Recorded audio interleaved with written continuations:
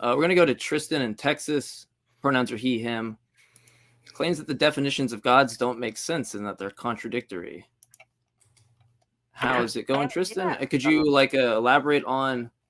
I mean, I think we all know what you mean, but maybe you kind of give where your head's at. All right. So I was presented this idea of a year or two back, and essentially it is a lot of gods have this definition about them, like the theological gods that are presented by people like not Richard Dawkins. Can't think of a name right now, but often it's things like they create the universe, they created time and space, they have like all power, all these qualities to them, right? William Lane Craig, timeless, spaceless. Well, yes. Yeah. And so these qualities are given to these definitions, and I have found, and I've seen it presented to me, that these are contradictory definitions, similar to like saying, "Oh, this thing is a square circle." That doesn't make any sense. I can't even say it's wrong. It's illogical. There's nothing to grasp. I can't. To say that you believe that it is a square circle it's a nothing statement.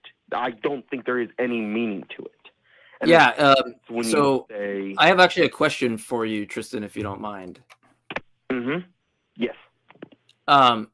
Because I'm in agreement, right? If somebody takes, I guess this is the way I'd put it, and there's a philosopher that talks about this, and I think this is a really, really solid point, that if I present someone an argument like God exists, or I present them an argument God doesn't exist, and they present me an argument God exists, a lot of cases in the premises of the argument, it might assume something that like I already don't believe in, and it might assume something that they don't believe in, and pick your claim, right? We're just going to disagree. But in the case that you're talking about, which I think is super important, is that if you can get them to agree on certain premises of the properties that they hold, right? Like I have a friend that runs an argument to say God shouldn't, if God doesn't want evil in the world and he's infallible and there's evil, then we have a failed God, right? We have an infallible, fallible God, which is a contradiction, right? If you hold those premises, that's just what it's going to mean.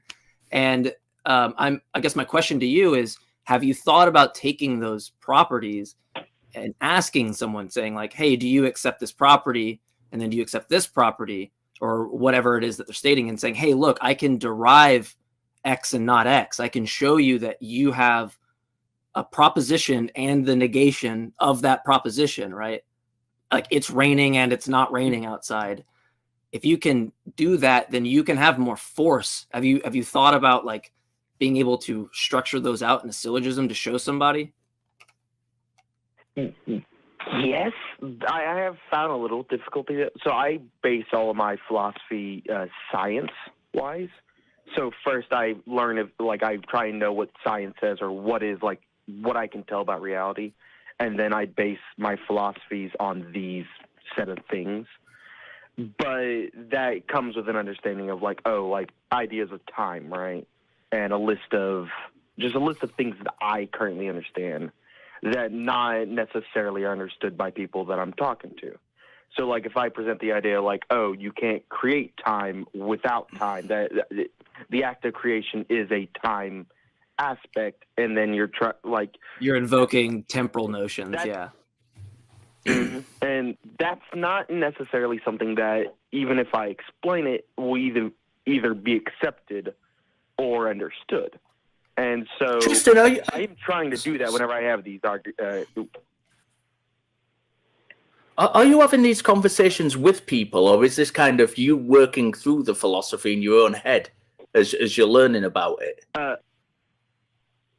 So I'm a little bit of both. I'm in college right now, so I'm interacting within, we have a philosophy club on campus. And so I'm trying to interact with them, and I, sometimes go to some of the religious, not rallies, but, when some of the religious groups on campus show, we're having a thing, right? I try and go there and interact with them.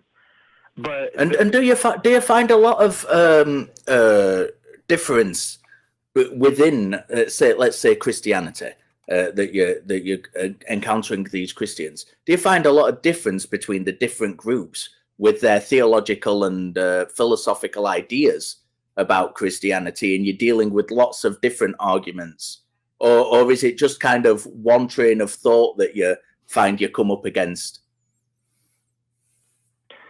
I was a Baptist Christian myself, so I do see a lot of, I don't know if different arguments, but different ways of saying a lot of the same arguments. So oftentimes I see the one I see the most is I can't think of its name, but essentially like, oh, the law, like the fine-tuning argument. There we go. I see that one espoused a lot. And so, I mean, yeah, just arguments I hear a lot. Fine-tuning is probably the largest, at least currently. Well, sure. I guess there is a different situation for me because I don't see like a property at which I could identify it's like contradictory in those arguments. I just don't think that they serve to do the explanatory job. Sorry, what were you saying? Yeah, no, I have no issue with I have no issue with definitions that are not contradictory. Either they, like as you said, have no explanatory power, but in anything that is, contradictory, like, being able to create everything or creating time, I think because it is contradictory, you can state that it does not exist.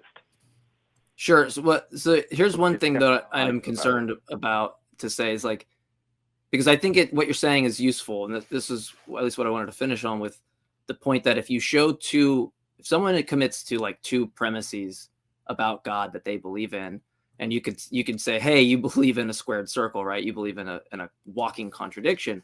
That's great. That can be really useful if you can show that. But there's one issue that I found because I've shown people arguments of things they accept and where it's like, hey, this is a contradiction. You don't have to abandon necessarily your view, but you have to go back to the drawing board because this doesn't work. Right now, your view is entirely incoherent. And there's always the psychological component. It doesn't matter that someone's like, wow, I've accepted all the premises and then the conclusion follows. There's a psychological component. Like, let me ask you, you said you were a believer. If I gave you an argument that showed that you believe in a contradictory God, do you think that gets over your psychological kind of battle about not believing anymore? Because like, there's no way that I just am coming down the mountain with this argument that smashes, your faith completely, right? I'm not really a good representation for the average believer. I was taken out of my belief because of that. Oh, okay. That's it. So I don't meet many people that do. It's typically not the case. I'm not saying it's not always the case, but would you agree in some cases that like that's not like some syllogism I give, even if somebody accepts the premises about the God they believe, they're still going to make, they're still going to try to rationalize it the best they can, right? Oh no, yeah, 100%. I don't necessarily think this argument is necessarily for trying to convince other people, but I think it's something to present to other people who are willing to listen. Yeah, I would agree. I definitely agree. I'm curious on what you think, because if this was something that didn't actually get you out of your faith, then it would kind of fit more where I was going. But the fact that it did, I mean, and you agree that it might not be successful for anybody. I mean, what do you think would take somebody out of their belief more often than not? Some deductive argument that shows they're in contradiction, or some like actual issue in terms of showing that they're, for like, say, they wouldn't accept this type of evidence for any other claim or something like that, right? Because my only worry is that it doesn't seem like these things are going to convince most people, right? Mm-hmm. Yeah, no. I think the way I think that could bring people out, or not necessarily bring people out, but get them to think more about things, is essentially building logical reasoning. It's what I base most of how I got out on. I think you hit the shown how to logically reason. that allowed me to reason for myself. I was presented a good argument, and then I left. Yeah, I think you hit the nail on the head there when you said, the focus is to present people with kind of tools to improve the thinking, rather than to try and convince them of something. Because I don't think it's ever a good idea to try and convince somebody that they're wrong. You go in and have a chat. When you're talking to these people, are you talking to kind of individuals or kind of groups of people at one time? And are you talking to them on your own or with other non-believers? Generally, I'm talking in a group setting where we are just, it's usually the philosophy club. We will go up, present ideas that we think, how we feel about this. And then as a group, we will one person will, going through the list of this is an issue I have, or this is an issue I have, and then go through it together as a group, with a whole list of identities. For me, I'm one of the few atheists on campus, so it's usually me trying to present my thoughts on these things and then going through that. Yeah, and that's brilliant that you're actually willing to do that, especially in the face of, I don't want to say opposition, because I'm not, especially in a philosophy club, these people aren't going to be opposed to you as such as investigating the ideas with you. And that's the whole idea of a philosophy 100%. club. And sorry, go on. Oh no, yeah, I was agreeing. Yeah, it was exactly what it's like. Yeah, and that's a brilliant setting to be in. That's a really good setting to be in, because that not only gives you the opportunity to discuss these ideas in a safe environment, but it also allows you to build the skills and build the ideas and think about the ideas in a safe environment, so that when you do go kind of out into the world and start having these conversations with perhaps, not always, but perhaps more hostile people, then you've got that skill there, that skill set there.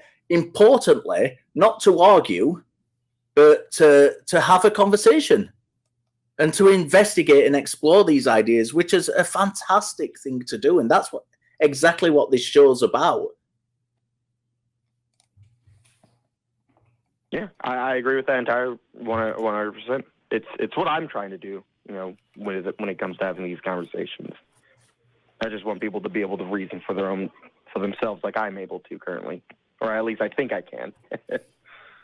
I want to ask one last question before we move on to other callers, because what's put on the notes is that the concepts of gods are all contradictory. I mean, are you going to say that the God concept in general entails a contradiction? Because then I might get in a disagreement there, because I don't really see contained in the analytic definition of or God exists or God doesn't exist. I don't see how someone derives the contradiction unless we have packed in probably certain properties.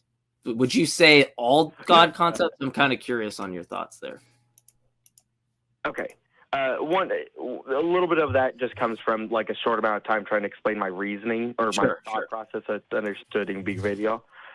I think most God concepts I've encountered are contradictory. Obviously, if you say, oh, my God is the universe, that's not a contradiction. That's just a definitional change.